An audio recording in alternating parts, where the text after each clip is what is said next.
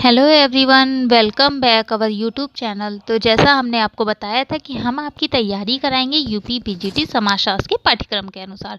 तो अभी तक हमने समाजशास्त्र में आपको कितना सिलेबस के अनुसार कंप्लीट कर दिया, उस चीज़ के बारे में अभी चर्चा करते हैं। उसके बाद आज हम आपको क्या पढ़ाएंगे, इस टॉपिक को बताएंगे।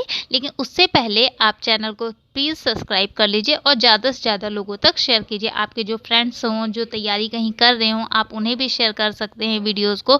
उन्हें सजेस्ट कर सकते हैं कि वो हमारे चैनल पे पढ़ें। और बाकी आप लोग को जो भी प्रॉब्लम्स होती है या कुछ पूछना होता है तो आप कमेंट बॉक्स में कमेंट करके पूछ सकते हैं। बाकी टेलीग्राम चैनल है, उस पर भी आप कर सकते हैं। डिस्कशंस ग्रुप बना हुआ है तो उसको भी ज्वाइन कर लीजिएगा। बाकी चलिए अभी बताते हैं कि हमने आपको कितना कंप्लीट करा दिया है। तो इसमें हमने आपको कंप्लीट कराया है समाजशास्त्र का अर्थ, विषय वस्तु और क्षेत्र, ये पढ़ा दिया है। समाजशास्त्र की उत्पत्ति और विकास कंप्लीट करा दिया है। समाजशास्त्र का अन्य सामाजिक विज्ञानों से क्या संबंध है, ये भी आपका कंप्लीट करा दिया है। अब इस समय समाजशास्त्र के पाश्चात्य विचारक, जिसमें अगस्त कॉम्टे, हर्बर्ट स्पेंसर, ये कंप्लीट हो चुका है। इमाइल दुर्खिम चल रहा है, जिसमें हमने पार्ट 1 आपको अपलोड कर दिया, उसे देख लीजिएगा। उसमें मैंने आपसे चर्चा किया था इमाइल दुर्खिम की जीवनी के बारे में, उनकी कृतियों के बारे में और उनका सामाजिक तथ्य की जो उन्होंने अवधारणा या सिद्धांत दिया है उसके बारे में बताया था कि आखिर इन्होंने क्या बोला है कि सामाजिक तथ्य क्या होता है। काफ़ी डीप उसमें समझाया हुआ है वीडियो में, आप जाके अभी तक जिसने भी नहीं देखा वो देख सकते हैं। उसके अलावा जो हमारे पहले की वीडियोज़ है, जैसे समाजशास्त्र का अर्थ, विषय वस्तु, क्षेत्र, या जो अभी न्यू सब्सक्राइब किए हुए हैं चैनल को, अभी उन्होंने कुछ नहीं पढ़ा है, तो हमारा प्लेलिस्ट बना हुआ है यूपी पीजीटी सोशियोलॉजी 2022-23 के नाम से। उसमें जा कर के आप सारी वीडियोस को देख सकते हैं। तो चलिए बिना देरी किए अब आगे पढ़ते हैं, इमाइल दुर्खिम के सिद्धांत या अवधारणाओं के बारे में जानते हैं। तो पिछले वीडियो में हमने आपको इमाइल दुर्खिम की जीवनी, कृतियाँ और सामाजिक तथ्य के बारे में बताया था। आज समाजशास्त्रीय प्रत्यक्षवाद के बारे में जानेंगे कि प्रत्यक्षवाद के बारे में अगस्त कॉम्ट ने भी अपना बहुत विचार जो रखे हैं प्रत्यक्षवाद के, पॉजिटिविज्म के, उसके लिए वो काफ़ी फेमस हुए हैं, इसके लिए जाने जाते हैं। और उसके अलावा इस विषय में दुर्खिम ने क्या बोला है, इन सब चीज़ों को भी जानते हैं। तो अभी तक अगस्त कॉम्ट का पॉजिटिविज्म जिसने नहीं पढ़ा है वो जाके वीडियोज़ में पढ़ सकते हैं। और यहाँ पर हम बात करेंगे दुर्खिम ने समाजशास्त्रीय प्रत्यक्षवाद के बारे में क्या बोला है। तो सबसे पहले दुर्खिम ने अपनी पुस्तक समाजशास्त्रीय पद्धति के नियम में समाजशास्त्र के प्रत्यक्षवादी उपागम के प्रयोग करने की बात कही जाती है। तो अगर पूछा जाए कि इमाइल दुर्खिम ने किस बुक में समाजशास्त्र के प्रत्यक्षवादी उपागम का प्रयोग किया है, तो बुक है समाजशास्त्रीय पद्धति के नियम, the rules of sociological method. ठीक है, इंग्लिश में the rules of sociological method में इन्होंने प्रत्यक्षवादी उपागम का प्रयोग किया है।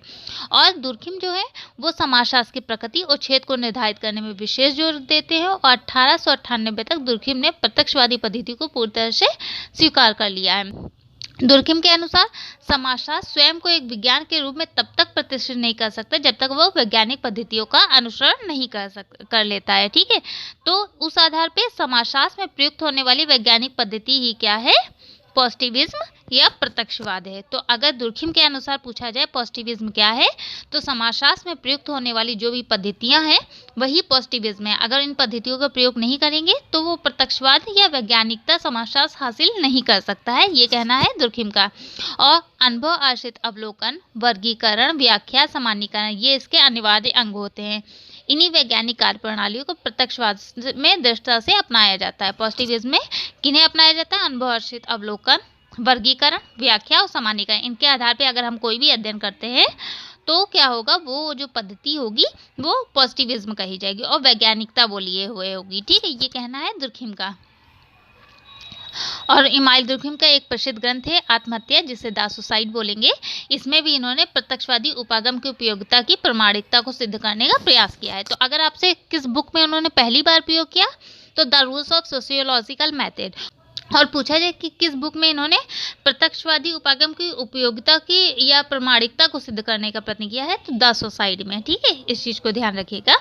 और इन अनुसंधानों में निष्कर्ष में ये बताया गया है कि मनुष्य का व्यवहार उसके स्वयं की बाहर की शक्तियों द्वारा निर्धारित होता है।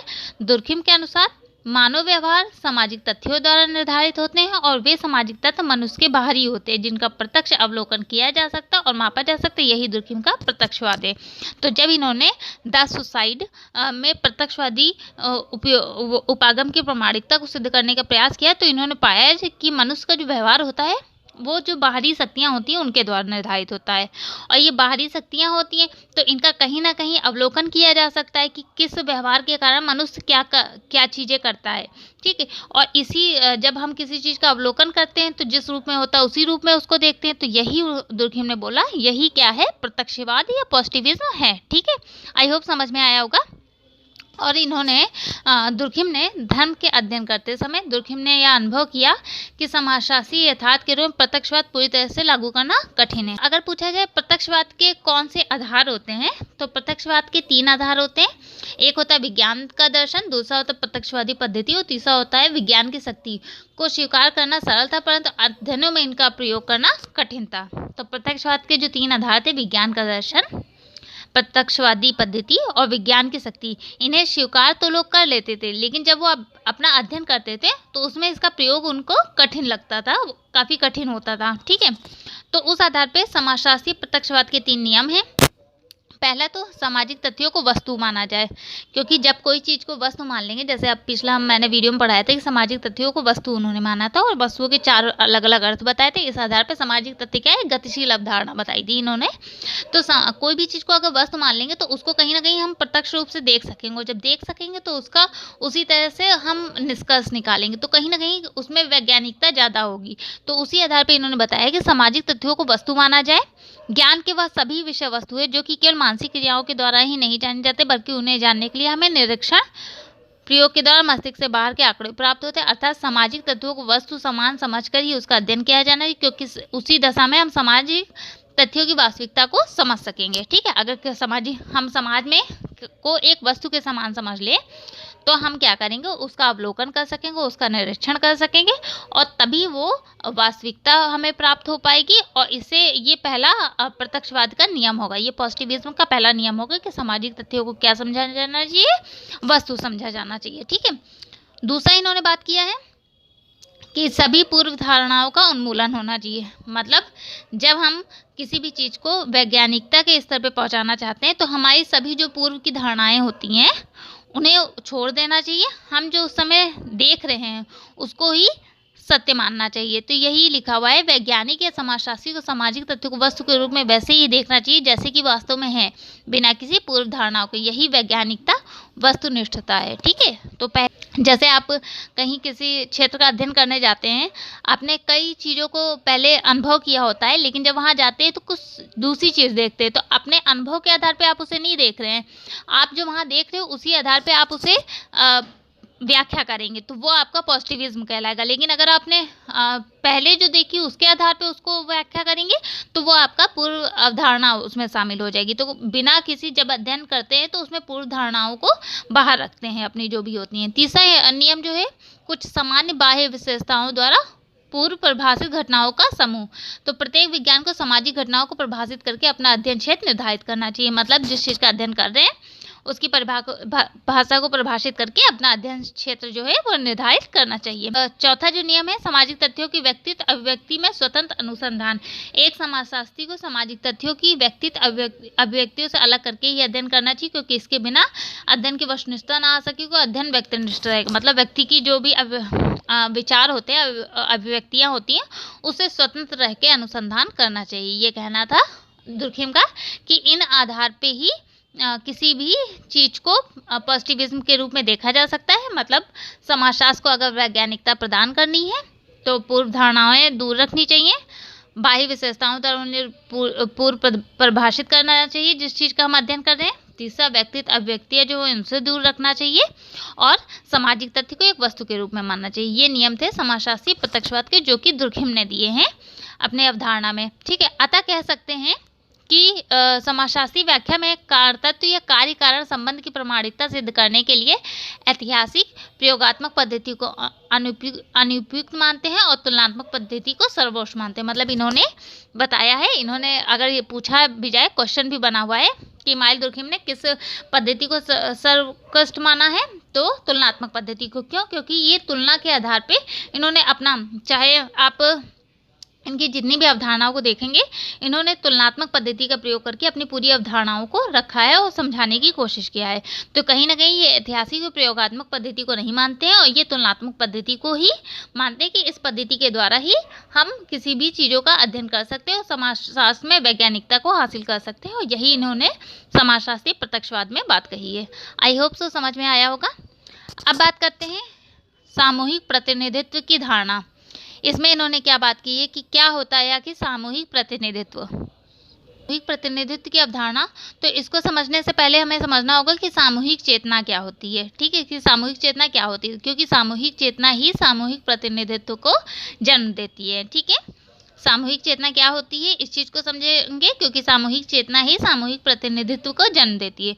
दुर्खिम ने अपनी पुस्तक समाज में समविभाजन, the division of labour in society के अंतर्गत सामूहिक चेतना को परिभाषित करते हुए लिखा है कि किसी भी समाज के समान व्यक्तियों में पाए जाने वाले विश्वासों भावनाओं की समग्रता ही सामान्य चेतना व सामूहिक चेतना होती है। मतलब जो समाज में एक संगठित रूप में विचार या भावनाएं पाई जाती हैं वही क्या होती है, सामूहिक चेतना होती है।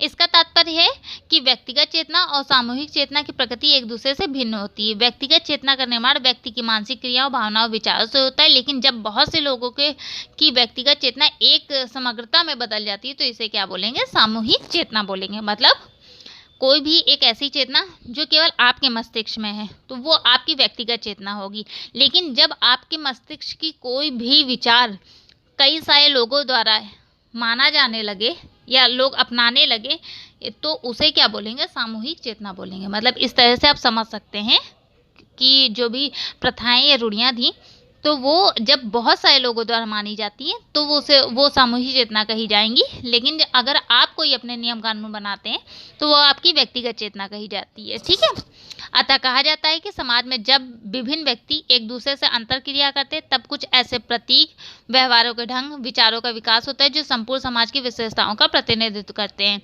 जिस विचार या व्यवहार के ढंग को एक बार सामूहिक प्रतिनिधित्व विशेषता के रूप में देखा जाने लगता है उसे समाज के सभी सदस्य बिना किसी शंका या विरोध के स्वीकार कर लेते हैं।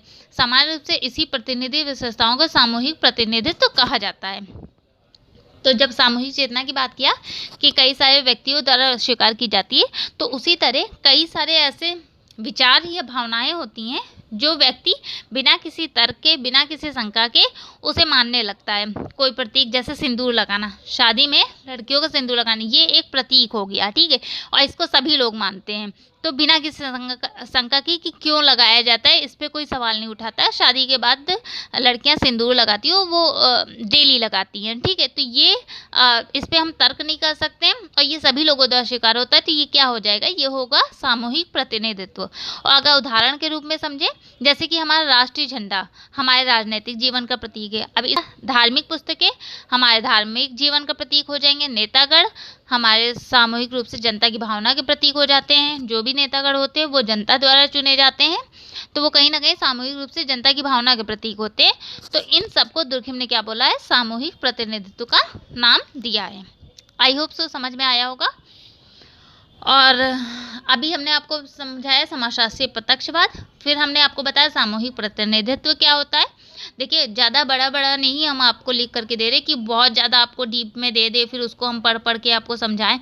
जो सार निकलता है वो मैं समझा दे रही हूँ कि पॉजिटिविज्म के बारे में उन्होंने क्या बोला है, सामूहिक प्रतिनिधित्व क्या होता है, मतलब किसी एक प्रतीक को जो समूह के द्वारा स्वीकार किए जाते हैं, जिन पे बिना शंका के, बिना विरोध के उसे स्वीकार कर लिया जाता है, वो क्या होता है, वो सामूहिक प्रतिनिधित्व होता है। अब बात करते हैं सामाजिक एकता, या इसे बोल सकते हैं समक्य का सिद्धांत। ठीक है, सामाजिक एकता तो सबको पता होगा। समक्य का सिद्धांत ये इन्होंने अपनी पुस्तक सोशल डिवीजन ऑफ लेबर को 2 भागों में जो बटी हुई है, पहले भाग में इन्होंने सामाजिक एकता का विश्लेषण किया है और द्वितीय भाग में इन्होंने सम विभाजन का विश्लेषण किया है। तो पहले हम आपको सामाजिक एकता के बारे में समझाएंगे, उसके बाद श्रम विभाजन के बारे में बताएंगे। ये कौन सी पुस्तक है, the social division of labour में इन्होंने बताया है। तो सामाजिक एकता की अवधारणा दुर्खिम द्वारा प्रस्तुत की गई। हालांकि दुर्खिम से पहले अनेक समाजशास्त्रियों ने भी अपने लेख सामाजिक एकता पे लिखे हैं, जिसमें प्लेटो हो गया, अरस्तु हो गया, फर्गुसन हो गया, एडम स्मिथ हो गया, Saint Simon, Auguste Comte, Spencer, इन सभी लोगों ने सामाजिक एकता के बारे में दिया है। लेकिन दुर्खिम ने इसकी विस्तृत और एक वैज्ञानिक इसको सामाजिक एकता को वैज्ञानिक तरीके से समझाया है। इन विद्वानों के अनुसार सामाजिक एकता का अर्थ होता था, जो ये प्लेटो और अरस्तु थे, इन सब के अनुसार सामाजिक एकता का अर्थ होता था समाज की विभिन्न इकाइयों में संयोजन। यह एक ऐसी स्थिति जिसमें समाज की विभिन्न इकाइयां अपने कार्यों को पूरा करते हुए समाज में संतुलन बनाए रखती हैं। मतलब सामाजिक एकता का मतलब था कि समाज में विभिन्न इकाइयां होती हैं जो समाज की अपने कार्यों को करते हुए समाज को संतुलित बनाती हैं। इन सभी के अनुसार सामाजिक एकता ये थी। ठीक है, सामाजिक एकता एक नैतिक घटना है क्योंकि इनके द्वारा समाज के सदस्यों के बीच पारस्परिक सहयोग और सद्भावना को बढ़ावा मिलता है। मतलब एक दूसरे से लोग जुड़े रहते हैं, इसलिए इन्होंने बताया सामाजिक एकता को नैतिकता के रूप में देखा। दूसरा बताया कि सामाजिक एकता एक अमूर्त अवधारणा है, इसे देखा नहीं जा सकता बल्कि इसके प्रभाव और परिणामों को अनुभव किया जा सकता है। ठीक है, तीसरा बताया था सामाजिक एकता एक सापेक्षिक अवधारणा है क्योंकि ना तो किसी समाज में पूर्ण रूप से सामाजिक एकता की स्थिति रहती है, ना ही किसी समाज में पूर्ण रूप से विघटन। मतलब मैंने बताया कि सामाजिक एकता सापेक्षिक होती है, कहीं सामाजिक एकता तो कहीं विघटन। मतलब पूर्ण रूप से ये नहीं होगा कि विघटन ही देखने को मिल रहा है, ना पूर्ण रूप से सामाजिक एकता देखने को मिलेगी। ठीक है, तो ये बोला। लेकिन दुर्खिम के अनुसार सामाजिक एकता का अध्ययन समाजशास्त्र में महत्वपूर्ण है क्योंकि यह एक सामाजिक तथ्य होता है। सामाजिक एकता एक प्रथम श्रेणी का सामाजिक तथ्य है, उसके बावजूद यह व्यक्तिगत जीवन पर भी आधारित होता है। ठीक है, तो इन्होंने सामाजिक एकता को क्या माना? सामाजिक तथ्य माना। ठीक है, सामाजिक तथ्य का मतलब क्या होता था? जो मानव व्यवहार से लिए जाते थे। तो कहीं ना कहीं इन्होंने सामाजिक एकता को सामाजिक तथ्य माना है और इसके बावजूद ये व्यक्तिगत जीवन पे भी सामाजिक एकता आधारित होती है, दुर्खिम ने बोला है। और बताया है कि सामाजिक जीवन के 3 महत्वपूर्ण पक्ष होते हैं जो एक दूसरे से संबंधित होते हैं। एक तो सामाजिक एकता, दूसरा श्रम विभाजन, तीसरा सामाजिक विकास। मतलब जिस तरह सामाजिक एकता होगी, फिर उसके बाद क्या हुआ, धीरे धीरे श्रम विभाजन हुआ, फिर समाज का विकास हुआ। इस आधार पर इन्होंने समझाया। तो दुर्खिम के अनुसार सामाजिक एकता के स्वरूप में परिवर्तन होता रहता है। यह परिवर्तन स्वाभाविक एकता को यांत्रिक एकता के रूप में ले जाता है। अब समझाते हैं कि किस तरह इन्होंने सामाजिक एकता के बारे में चर्चा की है। इन्होंने क्या बोला है कि सामाजिक एकता कैसे क्या होती है, इस चीज़ को समझाते हैं। तो देखिए, जब यांत्रिक एकता की बात की जाएगी तो इसमें जो है ये यांत्रिक एकता कहाँ पाई जाती थी? आदिम समाजों में पाई जाती थी। कैसे, इस चीज़ को समझाते हैं। देखिए, दुर्खिम ने मशीनों से सामाजिक एकता की तुलना की। इसके लिए उन्होंने एक शब्द को गढ़ा है जो कि नाम है यांत्रिक एकता। समाज में व्यक्ति यंत्र की तरह कार्य करता है। जैसे यंत्र कार्य करने की एक पद्धति दिशा होती है, उसी अनुरूप में वह भी कार्य करे, ठीक उसी प्रकार व्यक्ति के सामाजिक नियमों का भी पालन करता है। आदिम युग समाज में सामाजिक एकीकरण की भावना उच्चतम स्तर पर विद्यमान थी। वास्तव में यांत्रिक एकता उन सामाजिक विशेषता है जहाँ व्यक्ति अपनी परंपराओं प्रथाओं से गहरे रूप से जुड़ा है बगैर किसी तर्क के पालन के। ये सामूहिक जीवन के अभिन्न अंग होते हैं। तो देखिए, इन्होंने जो सामाजिक एकता की बात की तो उसमें दो चीज़ों को बताया, एक यांत्रिक एकता और एक स्वाभाविक एकता। तो यांत्रिक एकता जो होती है वो आदिम समाजों में पाई जाती है, जिसमें लोग जो होते हैं वो भी सीमित होते हैं। ठीक है, उनके कार्य जो होंगे वो भी सीमित होगी, उनकी आवश्यकताएं जो होंगी वो भी सीमित होंगी और लोग एक दूसरे से बहुत ज़्यादा एक जो भावनाएं होंगी वो एक दूसरे से काफ़ी ज़्यादा जुड़ी हुई होंगी। और उसमें क्या होगा, जनता होगी और राजा होंगे। और जनता जो होती है वो राजा को एकदम आंख बंद करके जैसा वो कहते हैं वैसा वो कार्य करती है, तो यंत्रवत कार्य करती है, इसीलिए इसको यांत्रिक एकता बोला गया है। ठीक है, और अपने समाज के परंपराओं, नैतिक मूल्य, आदर्शों को बनाए रखने के लिए इनमें ना किसी प्रकार का विवाद होता है, ना भ्रम होता है। इस समूह की एकता को यंत्रों की पूंजों की तरह जुड़े और परस्पर बंधे रहते हैं।